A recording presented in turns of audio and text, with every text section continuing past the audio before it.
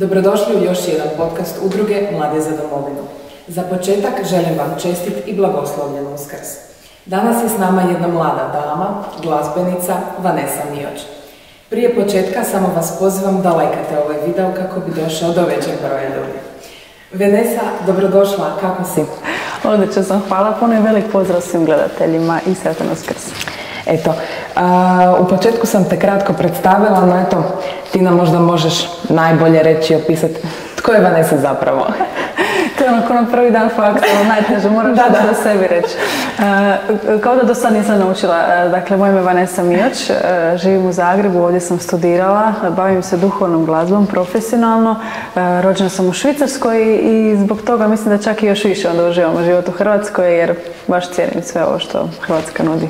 Eto, super, obuzela sam nam sve teme, danas lijepo zaokružila. Eto, sama si spomenula da si rođena i odrasla u Švicarskoj. Evo, onako za početak u kratkim crtama, kakvo je bilo tvoje djetinjstvo? Koje su ti neke najljepše uspomene iz djetinjstva? Najljepše uspomene iz djetinjstva su definitivno druženja, kojih u Švicarskoj nema toliko koliko u Hrvatskoj. To sam tek saznala kad sam došla ovdje i vidjela da se djeca puno više druže, zezaju, nalaze i slično. Bilo to lijepo djetinjstvo, kao dijete sam imala sve što mi je bilo potrebno. Jako bio fokus na uspjeh, na školu, to općenito u Švicarskoj tako što je s jedne strane super, ali s druge stvarno nekako onda uskraći tu neku djetinjstvo na način da imaš neki hobi, nečim se baviš i to. I to onda ubrzo nekako se osjećaš kao da si odrasla i da te nekako zatvaraju. Ali sreća pa onda sam sad nekako ovdje i zaista vidim tu razliku u tome. Super. Kad smo već na početku u ovom uskršnjem tonu, reci nam zapravo koje su ti najdraže uspomene na Uskrs, koja ti je onako asocijacija? Mislim da bojanje ovih jaja mi kao dijete bilo jako lijepo. Ali govoriš o Švicarskoj kao dijete? Pa općenito Uskrs. Pa volim taj odlazak na misu koji bude onda baš na sami Uskrs i onda to druženje nakon. Mislim da je to uvijek, svake godine nekako je drugačija kombinacija, nekad smo samo mama, sestra, a nekad nas je malo više ili smo s kumovima ili slično, ali baš nekako ta svijest o tome da je to zaista radost i nekako sve više shvaćam važnost tog Uskrsa. Prije kao dijete mi Božić bio, ali sad definitivno Uskrs je baš mi lijepo što smo na ovaj dan skupa. Eto, super. Evo da počnemo onda malo o tom domoljublju, povratku. Kako to da si sad ovdje? Kažeš, odrasla si u Švicarskoj, gore si rođena. Od kad si tu, kad si se vratila? Vratila sam se, došla sam taman u 8. razred ovdje. Već sam gore išla u gimnaziju, mislim da sam bila 2. 3. godina, s obzirom da je tamo školstvo drugačije. I kako je došlo do toga, kako sam onda počela češće dolaziti u Hrvatsku i s obzirom na obiteljsku situaciju, nekako smo tražili i utjehu na neki način i ovdje u Hrvatskoj smo je zaista pronalazili. I onda sam vidjela kako su ljudi ovdje sretni, kako su radosni, kao što sam spomenula, pogotovo to za mlade. Tad sam tek shvatila da ja uopće ne uživam ono koliko bi trebala. I mislim da i danas to još učim, nekako pustiti i biti u vremenu. I to mi se jako dopalo. Predložila sam to svojoj mami. Ona je bila na početku jako začuđena, jer mislim da se svi možemo složiti da puno ljudi iz Hrvatske idu van. Da.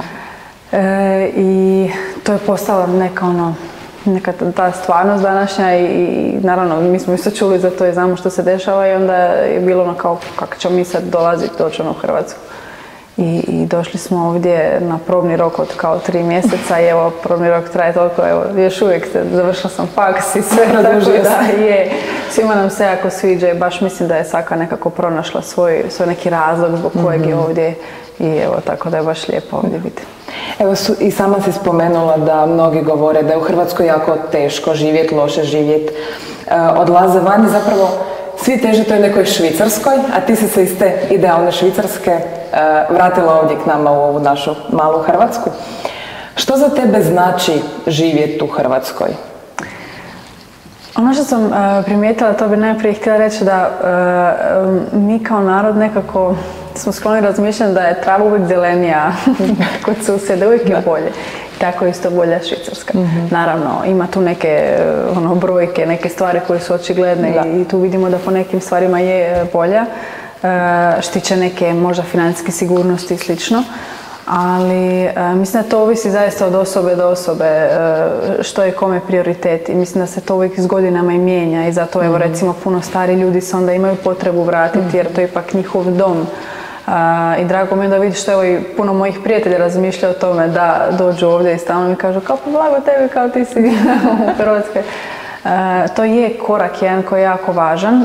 Treba odvojiti se od te neke kako da kažem, komfort zone i odlučiti ok, ide malo riskirati, ali mislim da je u životu super riskirati. Mislim da baš u tim trenucima onda i Bog može tu puno napraviti ako mu dajemo tu slobodu. Tako da sam baš nekako smatram da sam došla tu kako bi mladima pogotovo nekako rekla hej, znači budi sretan što si ovdje odrastao, budi ponosan na to. Jer stvarno mislim da je u Hrvatskoj naravno teško je i ima raznih situacija i obiteljskih i slično, ali baš vidim da je moguće ovdje ostvariti ono što poželiš ako se trudiš. Da. Evo sad si spomenula upravo to riskiranje. Da ti sad neko predloži da se u ovom trenu vratiš u Švicarsku, ili bi otišla gore ili bi ostala tu? Kroz život sam skužila da nikad ne smijem reći nikad. Jer isto tako recimo mama rekla nikad neću živjeti u Hrvatskoj, pa evo tu smo i super nam je. Tako da mislim meni tamo živi zapravo cijela obitelj, rodbina, prijatelji, većina zapravo su mi gore.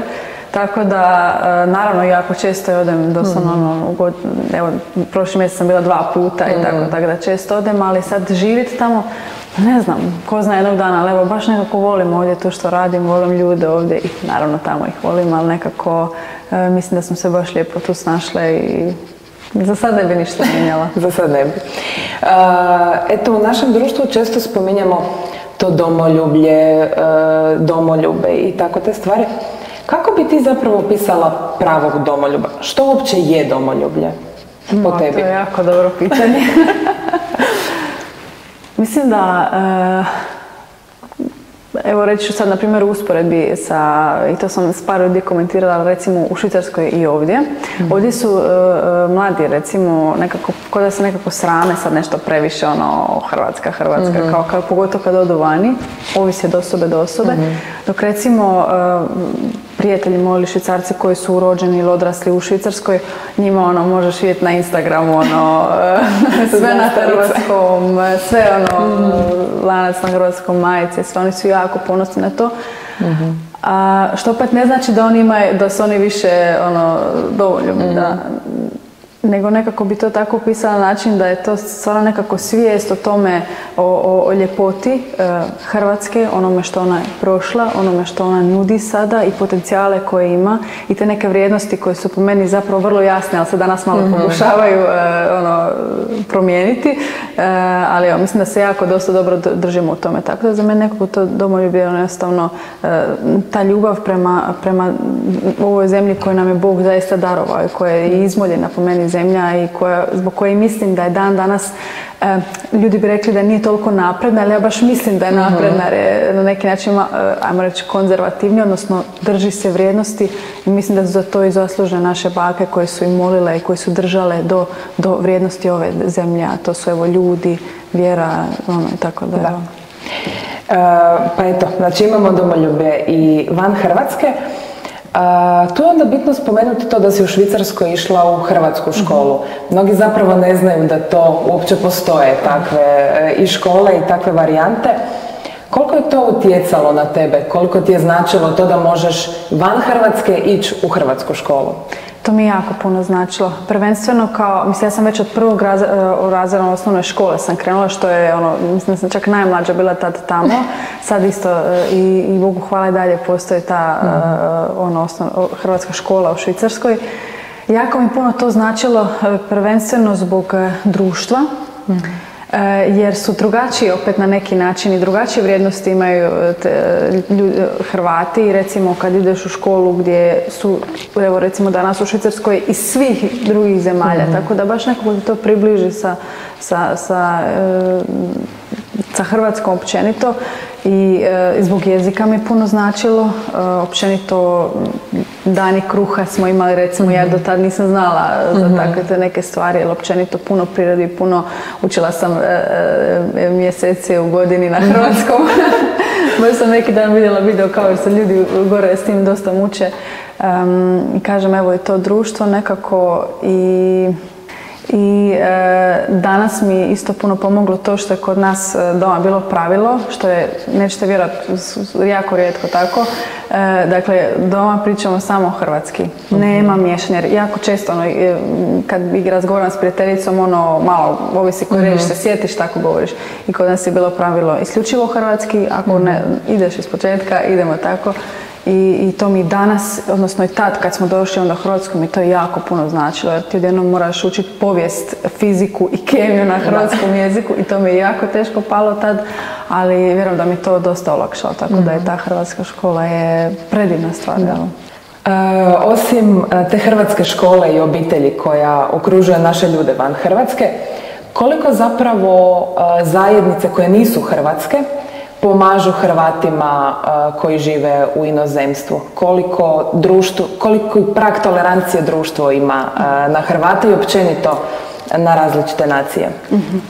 Pa evo, konkretno za Švicarsku to mogu reći, oni jako cijene Hrvate iz nekoliko razloga, počevši od vrijednosti koje one zaista vide. Recimo, jedan švicarski svećenik koji nekoliko puta sam doživjela kada je bio šokiran koliko ljudi dolaze, koliko koliko mladih obitelji ima, dok recimo tamo dugo čekaju sa svim, tako da oni dosta na taj način nekako podržavaju i pokušavaju da se to što bolje razvije. Recimo, ima isto puno općenito društava u kojoj jesu Švicarci, znači društvo Hrvata u kojima i jesu, znači recimo baš čisti Švicarci članovi, jer zaista se dive u tom zajedništvu, našem načinu. Mislim da nije teško zavoljeti nas kao ljude, baš zbog te otvorenosti, i mislim da to je pravo osvježenje u Švicarskoj, tako da ima podrške, a mislim da naravno uvijek može još bolje se biti.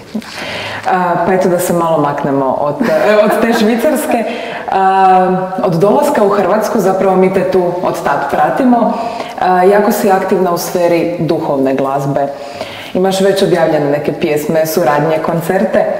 Kako je zapravo sve počelo? Kako se došlo do toga? Evo sad se Vanessa ubacila u duhovnu glazbu. Moram priznati da dok sam bila u Švicarskoj nisam čula toliko o toj duhovnoj glazbi i sad je tek počela biti tamo aktualno, što mi je jako drago. Tako da moj prvi susret, zgledala sam imala igore, imala sam svoje, to uvijek volim reći, samostalne koncerte u sobi, s četkom u ruci, tako je. I od uvijek sam se htjela i voljela baviti glazbom. Jedno od prvih mojih utočišta, ajmo reći, u Hrvatskoj je bila škola pjevanja Husar Tomčić, gdje je zapravo jedna od prvih stvari gdje je mama pisala je bila to. Tamo sam nekako i proživljavala sve i jako jedno predivno razdoblje. I onda u mom drugom utočištu, to je dakle molitvena zajednica Srce Isusovo, tamo sam onda otkrila tu duhovnu glazbu, koja onda taman tada još, baš je nekako još više i rasla i sve više se snimala ta glazba. I prvi put sam čula za tu duhovnu glazbu na Kamenitim vratima. I to mi je bilo jako predivna stvar, jer po prvi put sam čula tekst koji je predivan, i da je melodija koju prati baš savršen sklad koji meni se jako dopalo, i tako da sam vrlo brzo shvatila da je to. Super. Evo, do zajednice ćemo doći malo kasnije, ali tvoja prva pjesma bila je Vjerujem, o duetu s Alanom Hržicom. Od te pjesme je prošlo, evo ja sam išla malo prokopati, sad već skoro 5 godina, znači dugo si nam aktivna. Što tebi predstavlja ta pjesma? Kako je došlo do te pjesme, pa evo odmah prva pa suradnja? To je jako posebna pjesma, meni naravno jer je prva. Sjećam se točno, bila sam i na faksu i sad dobijem poziv ej, dođi kao u Palmu, kao imam sastanak. I tad smo bili jako često u Palmotićevoj, nadam se da će opet doći te dane. I ja sam se uplašila kao šta je bilo, vidim samo Alan unutra sjedi s gitarom, kao okej. I onda je počeo, kao rekao, ovu pjesmu napisala Romana Bilaver i poslušaj. I onda čim je on počeo pjevati tu pjesmu, ubrzo se desio onaj trenutak, znate ono u životu kad shvatite ono, ok, zato se to sve desilo. I tako je kod mene bilo, zato sam neke stvari morala proći u životu, zato sam i tu i to je moje zašto, između ostalog. I tako da, evo, ta pjesma zaista jako posebna i tekst mi se jako sviđa jer ga svaki put iznova prolazim.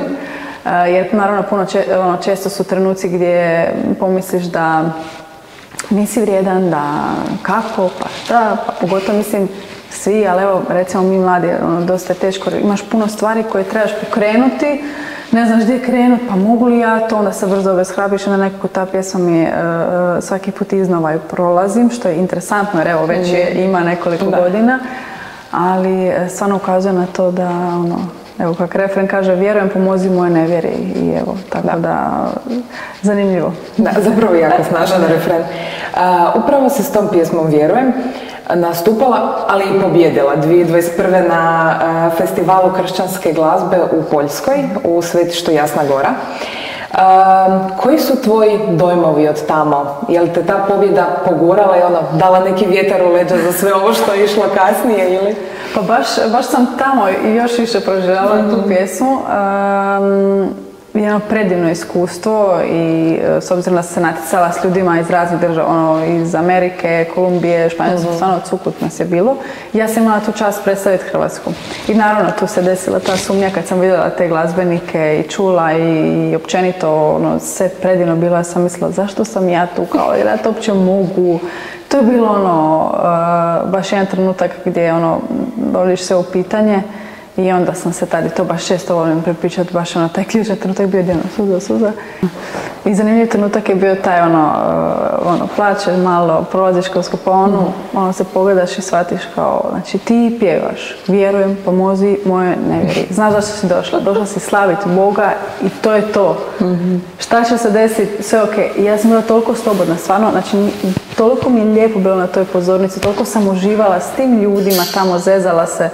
I na kraju je ta pobjeda bila baš lijepa neka potvrda da kad si slobodan od svega, ili bar kao čovjek koliko možeš biti slobodan, koliko to zapravo onda bude predivna jedna priča koju stvarno nisam očekivala, tako da sam jako zahvalna na tome i definitivno mi to pomoglo naravno da onda poslije u nekim situacijama kad opet dođem u tim trenucima onda shvatim ok, valjda s razlogom se to sve do sad tako desilo, valjda s razlogom trebaš biti tu gdje jesi.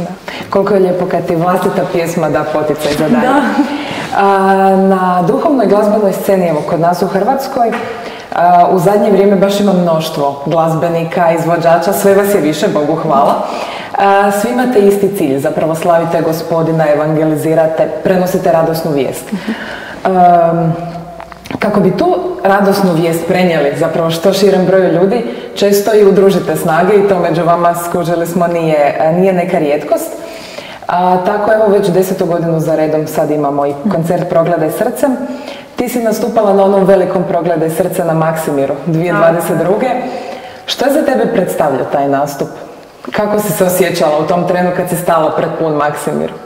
To je bilo neopisivo i baš nedavno sam nešto komentirala s prijateljicom kako imam dojam da mi još uvijek se nisu dojmovi stegli. Jer je to jedan događaj i sama svijest o tome da se toliki broj ljudi okupilo da bi slavili Isusa. Bilo na onaj ili onaj način, u smislu je neko koji je baš htio doći, neko koji je slučajno bio tamo, a znam takve ljude koji su slučajno bili tamo, neočekivano i vjerujem da je to na pozitivan način promijenilo naša srca, da smo na neki način progledali opet srcem i evo recimo meni je to baš bilo jedno iskustvo i sjećam se da sam jedva čekala da idemo slaviti. I tu su bili i dani prije, nismo ni probe mogli odraditi, jer toliki pljusak bilo, uopće nismo mogli pjesme do kraja proći na toj tonskoj. I kako će, šta će, i to je jednostavno taj trenutak predivan i da, nikad to neću zaboraviti. Da. Što misliš ovako, po nekom tvojom mišljenju, koliki značaj takvi koncerti imaju za mlade u Hrvatskoj, ali i šire, jer do nedavno toga nismo imali to kod nas? Puno. Veliko značenje jer evo vidimo da su sad koncerti I vole to mladi, mislim da pogotovo da možda im nije više toliko zabavno i izaći vani, naravno, mislim, svi smo mi bili ili jesmo mladi i onda imaš tu potrebu i strah da ćeš nešto propustiti pa negdje želiš otići i onda kad iz tog straha da ćeš nešto propustiti odeš na jedno mjesto koje te na kraju čak budeš ispunjen, a ne nekako tužan i zašto sam tu išao i kao baš mislim da to jako puno znači i mislim da imamo taj neki zadatak, bar sam ga i ja nekako tako osjetila da ga imam, baš da mladima pogotovo pokažem da, jer zaista to je istina i mislim da se isto ti možeš sa mnom složiti, dakle moguće je biti mlad, nećeš ništa propustiti, smiješ se zabavljati, družit se, živjeti po 10 Božjim zapovjedima, truditi se, razgovarati s drugima kako to postići, jer to nije jednostavno, pogotovo danas za mlade. Tako da mislim da su ti koncerti baš od važnosti, jer da se razumijemo, glazba nas stvarno svugdje prati. Bilo se vozilo taksijem, bilo kad prekineš s nekim, kad si sretan, uvijek na neki način glazba tu prisutna. Jako utječe na nas, da to nismo ni svjesni. A pogotovo onda kad je duhovna glazba u pitanju, to se dotaknu neki dijelovi u nama za koje nisi znao da je moguće. Da, eto, Bogu hvala na tolikim koncertima. Da se odmaknemo od samog Zagreba, mislim, nastupaš i po diljem Lijepe naše, po mnogim koncertima, konferencijama. Što ti predstavlja svaki od tih nastupa? Kako se osjećaš prije tog trenutka, prije nego staneš na pozornicu? Mene jako često pitaju imam li tremu. I to mi recimo smijem, samo ću se kratko raditi na Progode srcem, recimo tad stvarno nisam imala niti sekunde treme, evo stvarno. I onda sam 2 dana poslije toga sam trebala ići na faks i bilo mi neugodno ući u prostoriju jer kao kasnim i onda će oni mene vidjeti, sramim se kao, koliko je to zanimljivo da baš valjda za ono na što si pozvan, možeš nekako bez problema nekako riješiti. Važno mi jako nekako prije svakog koncerta, duhovne obnove i slično ta molitva. Mislim da je to jako važno da ovi kanali moji, ajmo to tako nazvat, kako bi, jer sam uvjerena, to jest ja vjerujem u to da svaki koncert, duhovna obnova, dakle tu nisam važna ja, nego sam ja zaista taj medij, odnosno osoba kroz koja tu poruku šalje i mislim da je izuzetno važno da kako bi ta poruka mogla proći, ja moram biti čista. Tu postoje razne načine. Mislim da će slušatelji možda moći i pretpostaviti koje je to bilo, to odlazak na misu, ispovjed i ta savjest, da u tome i puno razmišljam. I onda kad gledam da budem zaista da se trudim da sebe pripremim, onda nakon toga ide uživanje zapravo u tim koncertima, duhovnim obnovama, jer zaista je to toliko predivno i ta dječica koje dođu i ljudi poslije toga i poruke i svaki zagrljaj i jednostavno baš se može vidjeti tijekom tog dok se to dešava kako se ljudi opuste i zaista se osjećaju ugodno i to je jako lijepo za vidjeti. Super. Čujem da pripremaš i svoj novi album, svoj prvi album. U kakvom je stanju, u kojem je stadiju trenutno? Dobro, evo, pjesme su već neke tu, tako da evo sad ih treba snimiti. Treba imati tu isto naravno i puno papirologije i te neke stvari pripreme. Ja nekako volim da to bude baš onako kako treba biti i što kvalitetnije, zato i ne žurim i nisam žurila do sad. I baš iz tog razloga se nekako jako veselim jer mislim da će i to meni isto nekako odredi se taj neki moj stil, način i veselim se evo baš i suradnji s drugim izvođačima, glazbenicima, tako da evo. Jedno najškakljivije pitanje za jednog glazbenika, koja je najdraža pjesma s albuma? Je li već objavljena ili još nije? Još ne znam koja će mi biti najdraža, ali ajmo reći s ovih tu koje sam do sad snimila, imam više od pola albuma i evo i sad već mi je teško to odrediti jer je nevjerojatno kako svaka nekako, svaku sam na svoj način prolazila, svaka ima tu taj dio koji je ostao u mom srcu i koji zaista će tijekom cijelog života ću se uvijek prisjećati toga, tako da je svaka posebna. Recimo volim jako Imaš oca i nju mi je jako emotivno pjevati jer ima evo duboko značenje u mom životu, dok recimo Vjerujem isto smo spominjali zašto i ona puno znači.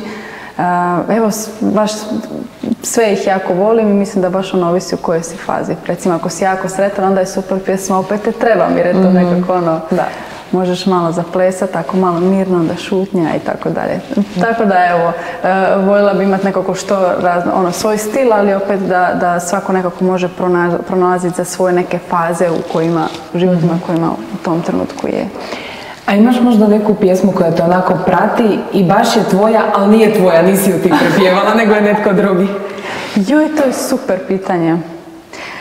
Ima jedna pjesma koju jako volim, ona se zove Jet.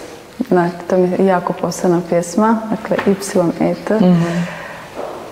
Jako sam se pronašla u njoj i čak sam pokušala da se može ikako prevesti, ali dosta nekad nezahvalno to engleskog na hrvatskog, ali to mi je super i mislim da imamo jako talentiranih glazbenika koji mogu pisati pjesme. Ja sam isto evo prije već krenula pisati i mislim da je tu samo potrebna ta neka hrabrost jer mislim da imamo šta za ponuditi.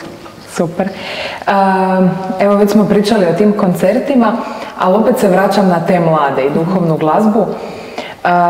Koliko vjernicima zapravo znači ta duhovna glazba? Koliko im znači to da u vjeri smo i želimo slaviti Boga i sad napokon imamo kanale, imamo mogućnost, imamo veliki spektar i glazbenika i te duhovne glazbe. Koliko to danas mladima znači, za razliku možda od prije? Mislim da smo danas jako fokusirani na emocije i uvijek moramo nešto osjećati. Zato ono, jako brzo i prekinemo s nekim ili neko prekine ono, i rastavi slično jer eto ne osjeća više nešto ili ne ide mi se na misu jer ne osjećam sad to nešto i slično. Jako smo fokusirani na to jer danas im se nudi sve što su emocije, što nam se sviđa, boja, zvuk, slika i slično. Tako da nam dosta smo nekako ono, fokusirani na kratkoročne stvari. I kao što sam već rekla, nekako baš glazba ono, nas uvijek nekako prati i ona uglavnom i pobuđu nama neke emocije, bilo pozitivne ili negativne. Naravno mi kao ljudi ćemo birati one koje nama pobuđu pozitivne emocije i to nas onda i privuče.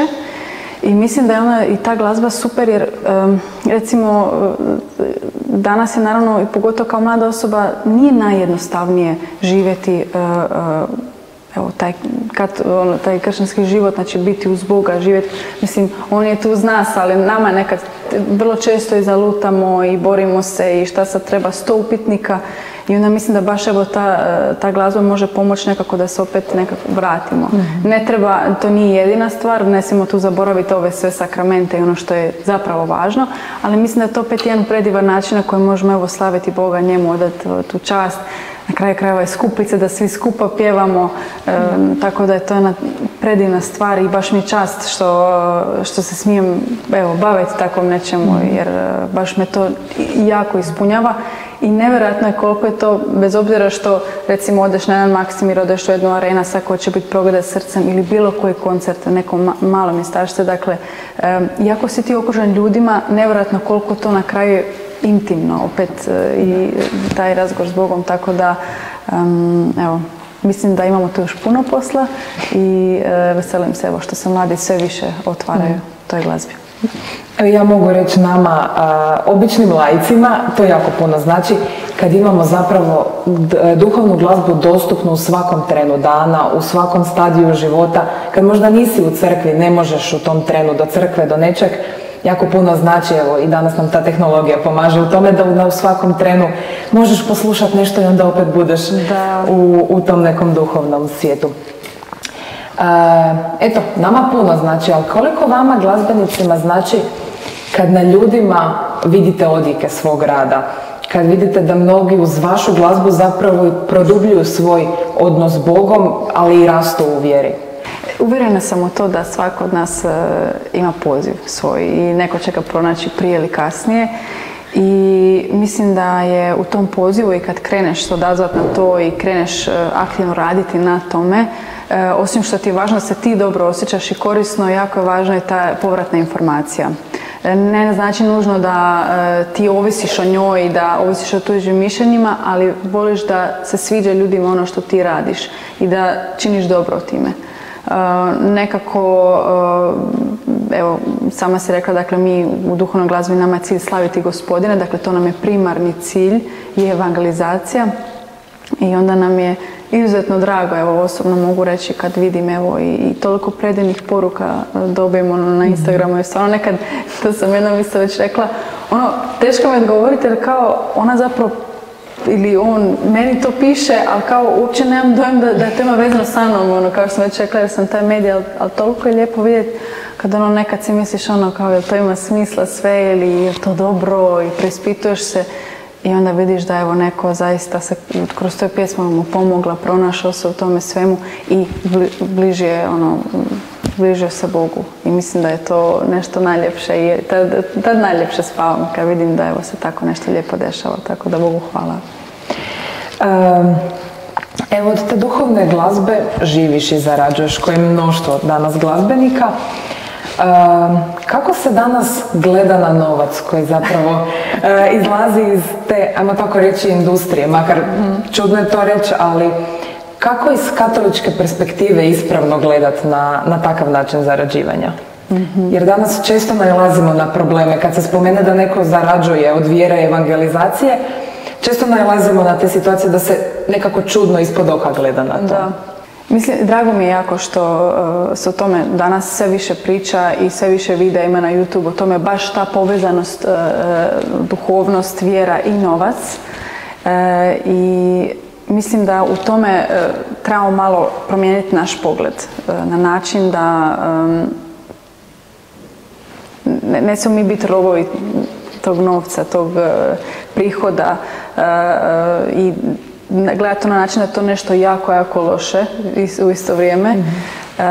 Jer, dakle, evo, svakodnevno imamo, znači, razne transakcije, dakle, mi trošimo novac i to je potrebno kako bi mi preživjeli. Naravno, neko odluči odvojiti više od tog novca za neke stvari koje su manje potrebne ili više potrebne, to svako bira za sebe. I mislim da mi, evo, kao katolici ili kao neki koji znamo evo šta je u redu, šta nije, mislim da itekako možemo kombinirati to na način, dakle, nije novac kao novac loš. Loš je to kad nama to postoji idealizacija. Kad ti nešto radiš isključivo da bi zaradio, kad ja negdje odem nešto napraviti isključivo da bi zaradila taj novac. Mislim da tu onda je važno imati prijatelje oko sebe koji će to onda malo vratiti i koji zaista od srca će ti reći ok, ajmo malo sad posložiti opet prioritete.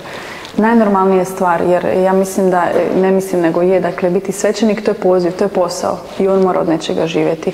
Jedan evangelizator, recimo voditelj duhovne zajednice, i on mora od nečega živjeti, to je posao. Vi ne biste vjerovali koliko je to telefoniranje, evo znam, evo kad i s Alanom, kad sjedim na kavu, dakle to je puno papirologije, puno telefoniranja, puno razgovora, puno posla i to nije posao od 9 do 5, nego je to posao koji puno više traje i ti za taj posao, osim što se trebaš i dobro naspavati, fizički pripremiti, se moraš psihički pripremiti.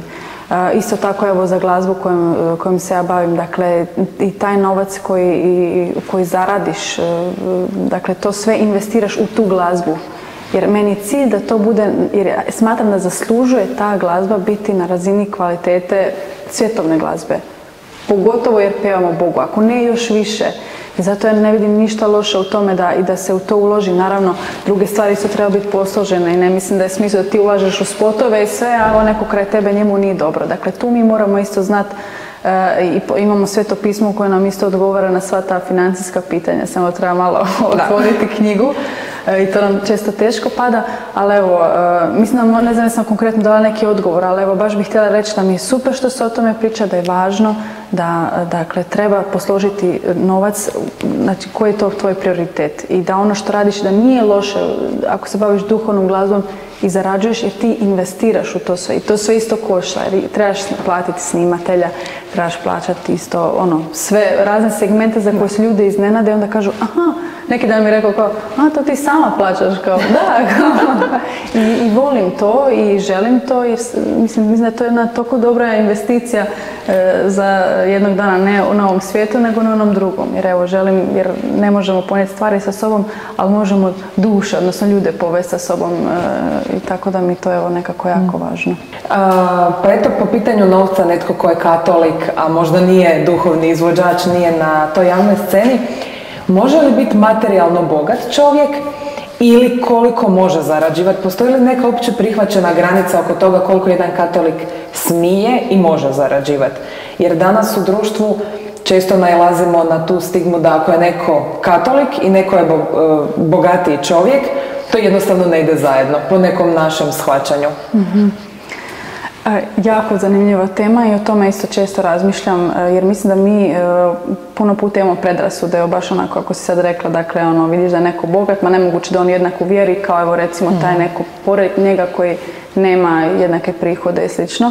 Mislim da je tu, u tome je, ne smijemo osuđivati jer jako je važan osobni odnos, znači te osobe s Bogom.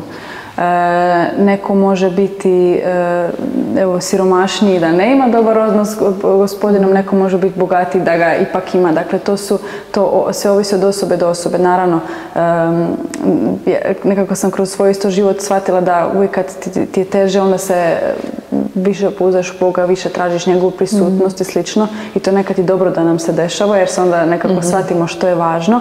Tako je osoba recimo koja možda ima manje prihoda će možda imati veću potrebu približiti se Bogu, dok recimo neko ko je bogatiji će zaboraviti na njega jer ima svoje neke, sad imao sad super i slično.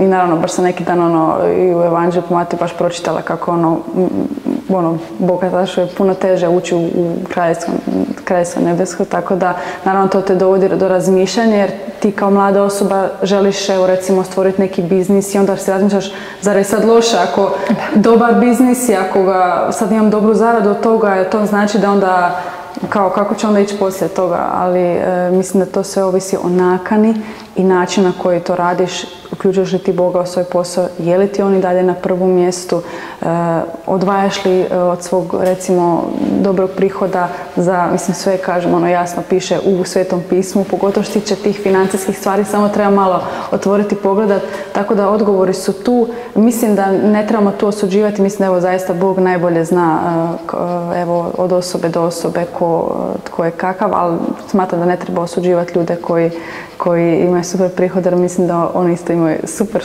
srce i da puno toga vole dijeliti. Da, zapravo jedno veže drugo, ali nismo toga svjesni.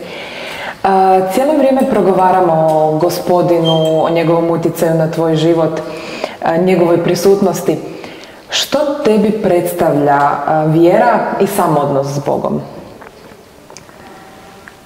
To mi je...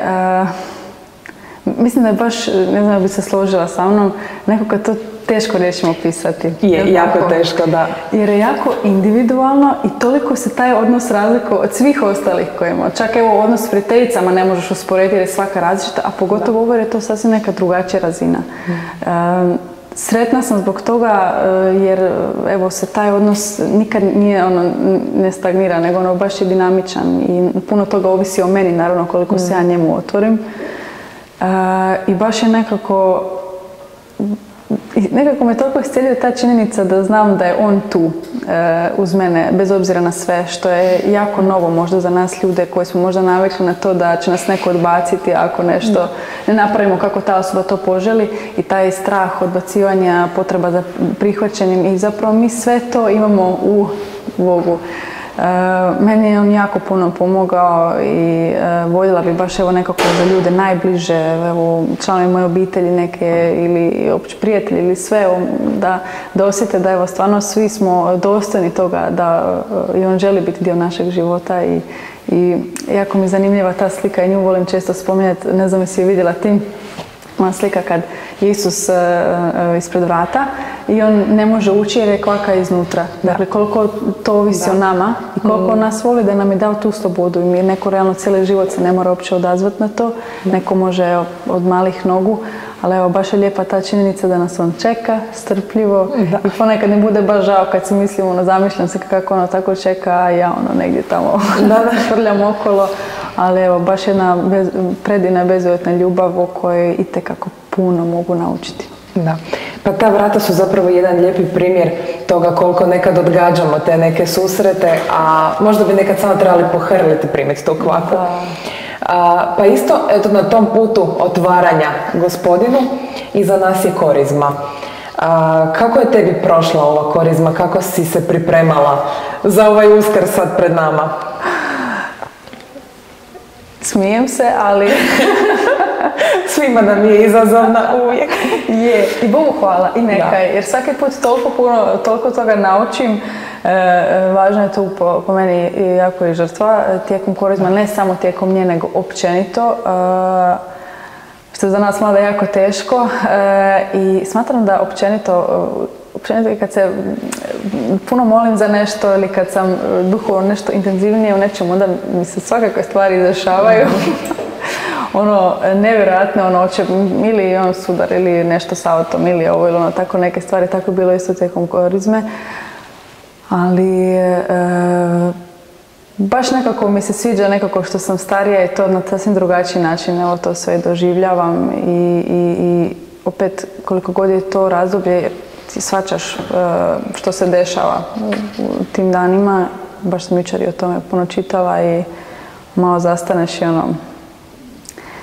mislim da bi trebali tu korizmu isto nekako prenijeti malo više u našim životima kako bi što bliže bili Gospodinu, jer mislim da danas jako teško biti na da. I evo, jedno iskustvo na koje evo sve pozivam, koje još nisu ove korizme, odnosno malo aktivirali toga i da malo žrtvovali i više vremena provodili s Gospodinom, baš da malo isprobaj to. I probaj biti u šutnji, jer u šutnji se baš puno toga krije. Da. Spomenula si te izazove korizme i sad moram spomenuti situaciju od danas, evo prije podcasta. Isto jedan izazov korizme. Da, jer čim sam krenula, ali super mi je bilo, krenula sam i vodila sam se i skoro mi je pukla guma. I to ne malo, nego baš nikad mi se to nije desilo, pukla guma. I ja sam svojima već to javila i to je već počelo biti smiješno. Jer svaki put se tako nešto dešava, i već sam se smijala, parkirala, tebi javila, hej, malo kasnim. Nema veze, mi smo se bar pripremili. I ja već znam, to će biti super, to će biti, znači da će snimanje biti super, sve će biti dobro. Ja sam jednom isto išla snimat pjesmu, ženska me lupila autom, onda sam jednom išla na koncert, isto sam imala, pa sam je trebala ići iz Splita do Krka, dakle to je dosta daleko, na koncert za Veliku Gospu. Meni je auto stao kod Skradina, dakle to je samo neke super cool stvari. I kod pjesme Opet te trebam sam isto imala sudar. Sad ispada ako da ne znam voziti, da mi stalo nešto s autom nije, mislim ja ne bih rekla da ne znam voziti, mislim da znam voziti, ali i druge stvari se evo dešavaju i tipa za snimanje šutnja mi je ostala slično pegla, uključena i tako. Možda sam smotana, ali ne bih rekla da sam smotana, a možda malo jesam, ali evo nekako, zanimljivo me kako se uvijek to dešava baš onda kad su neke velike stvari. Zato sam se smijala i evo skužila sam onda za korizmu, dakle evo osim ovo danas. Inače je to jako zanimljivo, ali super i super mi što mogu odreagirati sve bolje i bolje na to. Pa to su ti izazovi koji zapravo Gospodin stavlja pred nas. Kad je nešto dobro taj dan, onda da te malo spusti na zemlju i kaže aj sad polako, jednu po jednu stvar. Eto, spominjemo cijelo vrijeme te probleme korizme, ali pred nama je Uskrs. Što za tebe zapravo znači Uskrs? Na početku smo malo pričali o uspomenama, ali što onako, evo teško je koji je ovo pitanje što za tebe predstavlja vjera. Isto to što za tebe predstavlja Uskrs? To je jako dobro pitanje i to zapravo tijekom cijele korizme pokušavam nekako, baš to kad sam malo rekla da kao što sam starija pokušavam što više nekako shvatiti i nekako poistovježiti se time što to sve znači. Tako da odlično pitanje. Nekako imam dojam da moram dati točan odgovor, ali s obzirom da je to odgovor koji je zapravo meni što znači, mislim da tu ne postoji krivo. Meni Uskrs znači ljubav i žrtva. Ta činjenica da je došao na ovaj svijet, prošao sve što je prošao.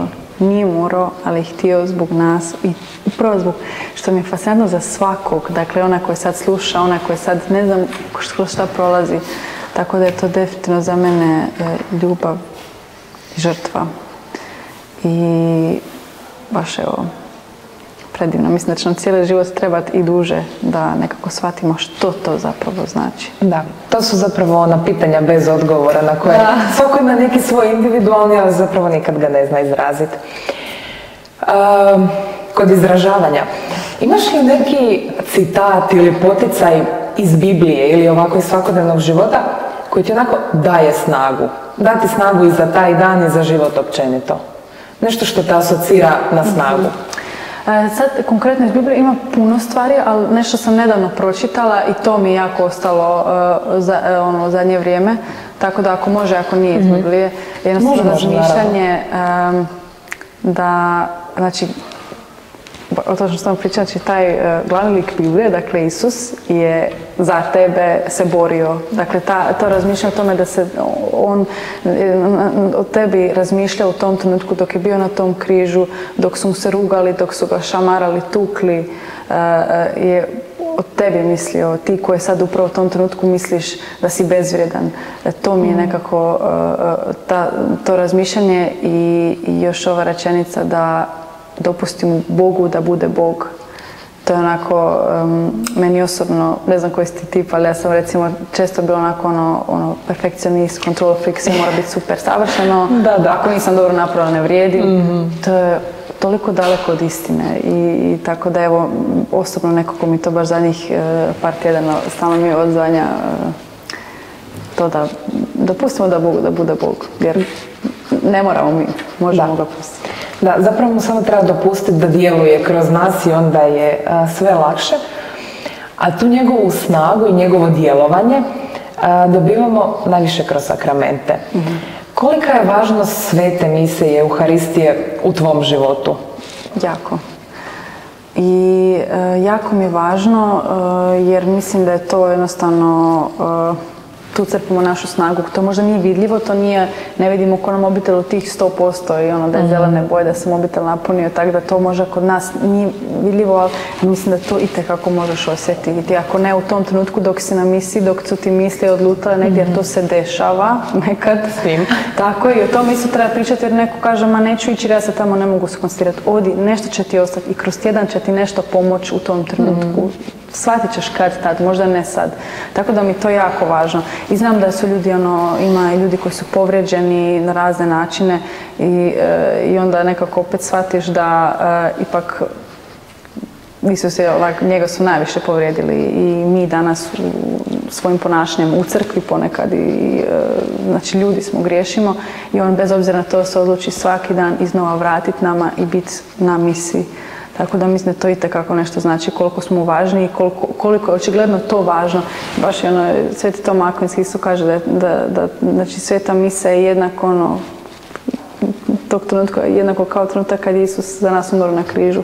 Mislim da bi bilo dobro da budemo svjesni toga, a to ide polako, mislim da to s vremenom dolazi i drago mi je vidjeti naravno mlade da dolaze na misu i da tamo pune svoje baterije.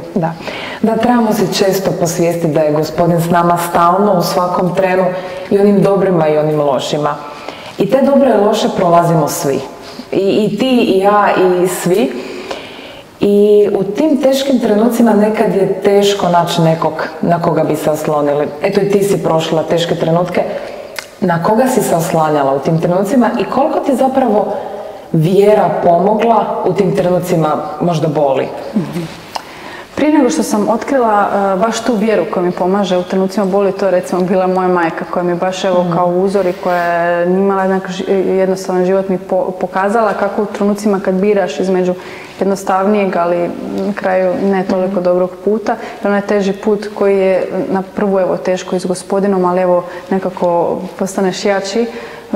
Evo uz nju sam nekako vidjela te njene svakodnevne izbore, odnosno svakodnevne odluke da se odlučila uvijek za Gospodina i u dobrim i teškim trenucima i to je meni pomoglo da ja vidim vrijednost u svemu tome i tako da meni evo jednostavno je vjera onda zaista ovo danas što bilo ako imaš neku situaciju s nekom osobom ili bilo šta evo i zajednica tu puno pomaže naravno to je obitelj ali mislim da zajedništvo općenito je jako bitno.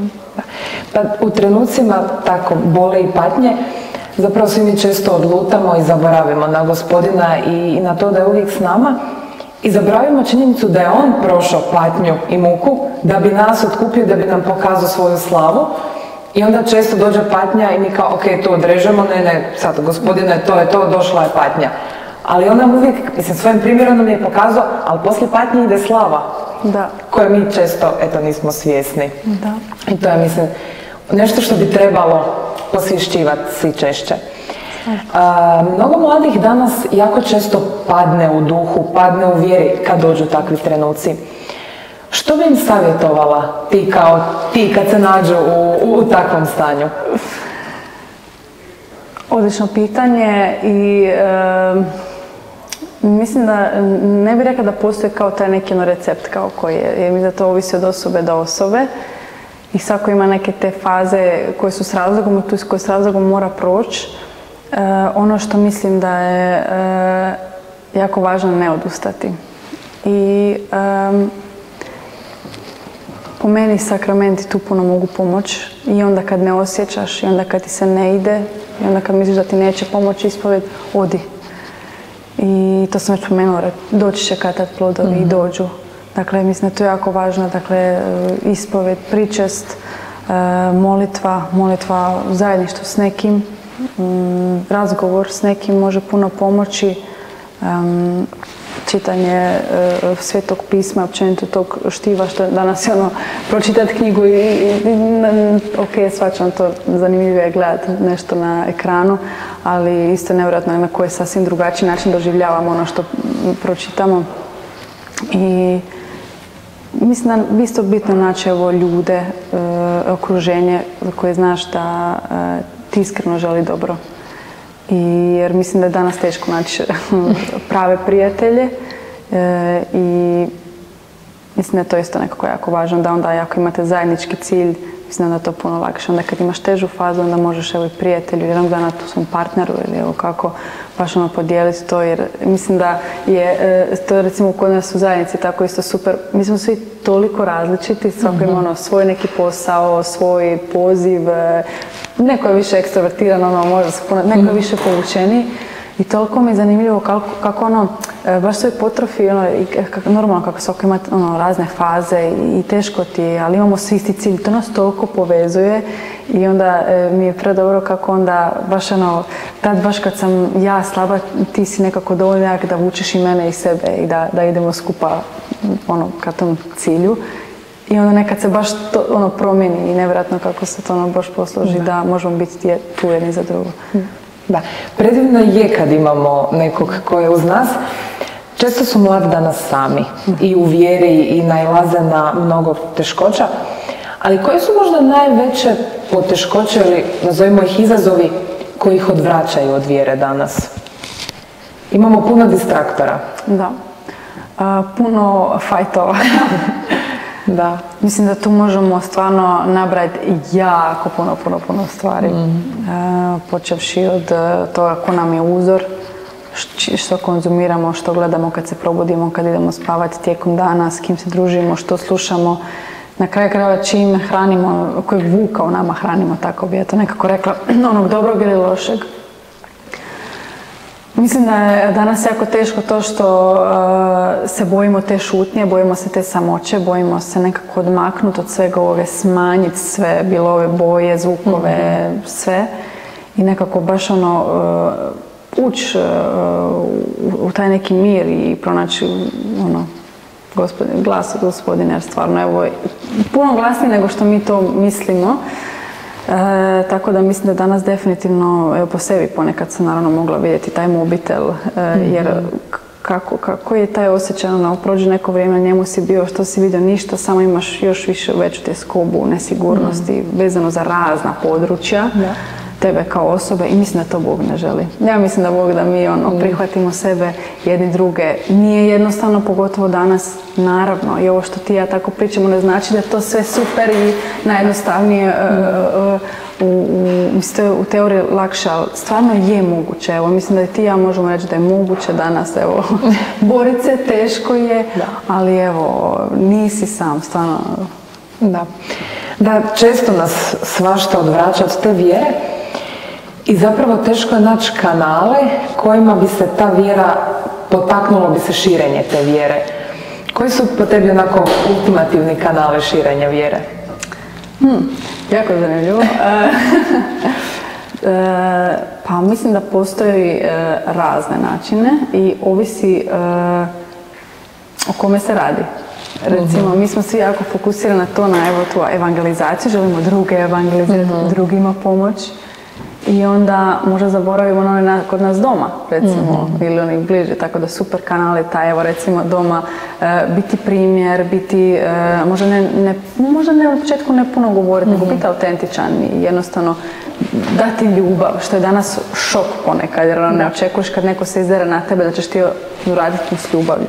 I tu se onda puno toga dešava. Tako da jedan kanal može biti taj, evo, prema doma kako se ponašaš, može biti taj kanal, evo, ako govorim konkretno o medijima, to što je danas jako aktualno i to ovo što vi radite, predivna stvar i mislim da tu stvarno imamo, tu ima puno posla i puno prilika i vjerujem da će plodovi biti predivni, da i mladima ćete isto puno olakšati što će puno pitanja. I evo i glazba, film, sve, mislim da stvarno ima, smatram da je važno da nekako sve te medije koliko god ih postoje, da nekako ih pokrijemo, dobre medije naravno, jer možemo to i trebamo. I mislim da imamo veliku poruku koju imamo za poslati drugima. Da, hvala ti na ovom odgovoru. Evo da se zaustavimo još malo na tom širenju vjere, a opet se vratimo na nešto što protežeš kroz svoj razgovor, a to je zajednica Srce Isusovo. Kako si došla do njih? Što oni predstavljaju za tebe?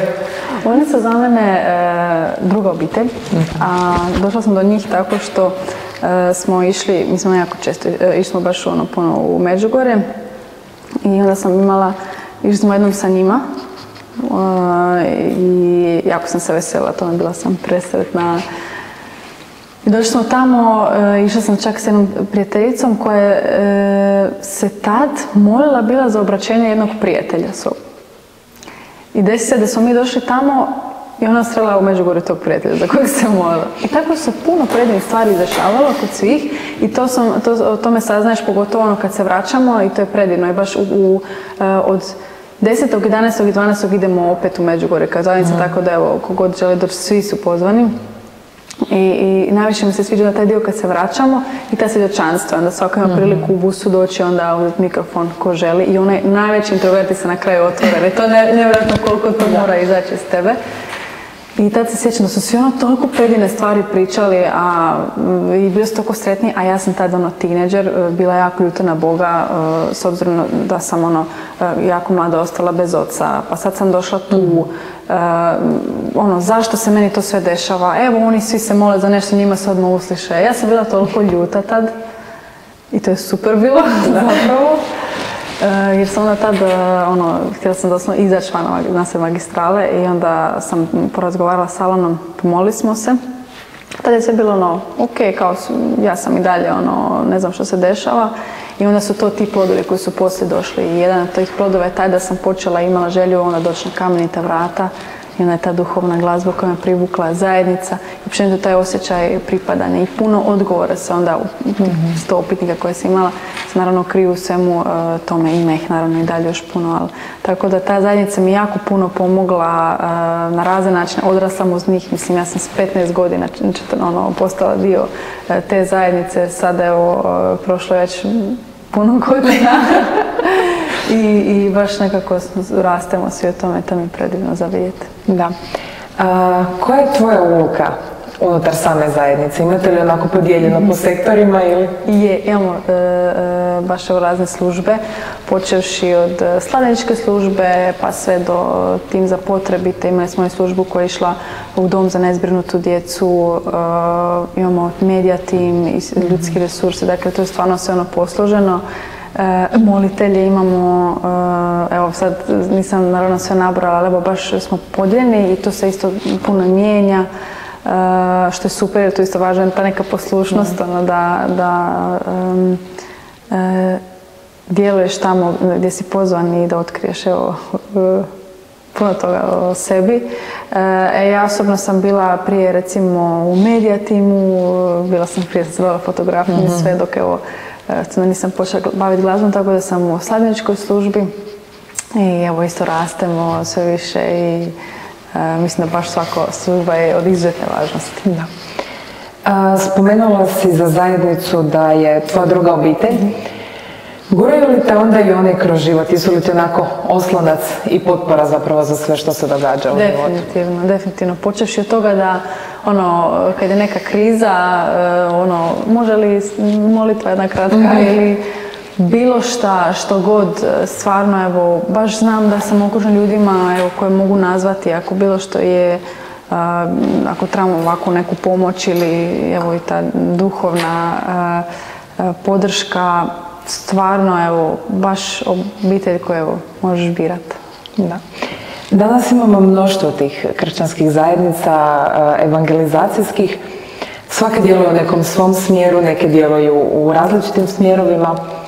Što misliš o popularizaciji tih zajednica? Nama su donedavno takve zajednice bile potpuna nepoznanica, ali evo danas ih ima zaista puno. Da, ima jako puno zajednica i Bogu hvala. I lijepo mi to što su sve te zajednice jako različite i svaka ima tu neku svoju reći duhovnost i mislim da se mi isto u procesu obraćenja, a taj proces smatram da traje cijeli život, mijenjamo se. Mislim da ono drugačije si ti isto prije 5 godina i sad isto tako za mene to se mijenja. Tako da mislim da je jako lijepo ono da ima baš u Hrvatskoj puno toga, znači možeš birati, to nemaju druge države. Ja sam isto, nedavno sam bila recimo u Sanremu, sam imala priliku pjevati, isto sam predstavljala Hrvatsku, ja sam pričala sa evo, čovjekom iz Amerike, čovjekom iz Pariza i on kaže, dakle, tamo niko to, ono, uopće nisu otvoreni za to, tako da sam kroz to i shvatila koliko je naša mala Hrvatska zapravo velika. I evo, pogotovo po tom duhovnom, znači ti možeš birati kad želiš na misu, gdje, u koliko sati, koji zbor želiš, sve. Imamo taj izbor i evo tako što tiče tih zajednica. Tako da mislim da je to predivna stvar i važno je i prihvatiti jedne druge i mislim da tu ne smijemo uopće zaboraviti ono najvažnije, a to je da te zajednice služe da služimo Gospodinu i to je to, a ne da služimo da ono budu neke borbe. Pa je, zapravo često pričamo kako smo zemlja koja nije baš nešto u duhovnosti, ali tako kad pogledaš, zaista imamo puno i zajednica i duhovnih koncerata i konferencija i stvarno ih ima. Evo za kraj, koliko te zajednice, koliko znače društvu kao društvu našem hrvatskom? Puno. Mislim da mi smo ljudi, mi smo stvorenja koji nismo stvoreni zato da budemo sami usamljeni jer trebamo jedni druge iz raznih razloga, bilo evo recimo fizička pomoć kad ostarimo, ali evo dok rastemo i općenito ta duhovna potpora i da znaš da nisi jedini koji kroz to prolazi i da imate jedno druge. Tako da zajednica općenito bilo kako, mislim zajedništvo obitelji, to je jako važno, ali evo mislim da pogotovo takva jedna duhovna zajednica, molitvena zajednica gdje evo shvatiš da jesi od važnosti, da jesi evo sluga Gospodnji i da imaš što zadati čak i onda kad misliš da nemaš i tako da mislim da za jednu Hrvatsku to je jako važno i da baš zbog takvih stvari se dosta razlikujemo od drugih država. Zbog takvih stvari sve više ljudi razmišlja doći ovdje jer nije novac sve, nije uspjeh sve, nije moć sve i mislim da neko kad tad će to shvatiti, neko prije, neko kasnije i evo stvarno bi rekla baš Hrvatska ima nešto što nema svaka država. Evo imala sam stvarno čast pričati sa ozbiljnim glazbenica diljem svijeta koji se bave duhovnom glazbom i evo ne znam, recimo pričala sam i s autorom pjesme od Bocelija koji napisao Vivo per lei, i s njim pa sam komentirala. Dakle, stvarno ljudi gdje vidiš stvarno kao staneš i misliš si wow, kako je se baš prekrasno evo takozvano proljeće dešava u Hrvatskoj što se tiče duhovne glazbe, općenito svega tog duhovnog života, tako da je Bogu hvala da smo došli do toga. Draga Vanesa, s predivnim si riječima zaokružila ovaj naš podcast. Hvala ti što si odvojila vrijeme za nas i što se nam se pridružila i dala nam ovako jedan lijepi uvid. Hvala ti puno. Hvala tebi od srca. Dragi naši, vama još jednom u ime Udruge Mladi za domovinu želim čestit i blagoslovljen Uskrs. Doviđenja.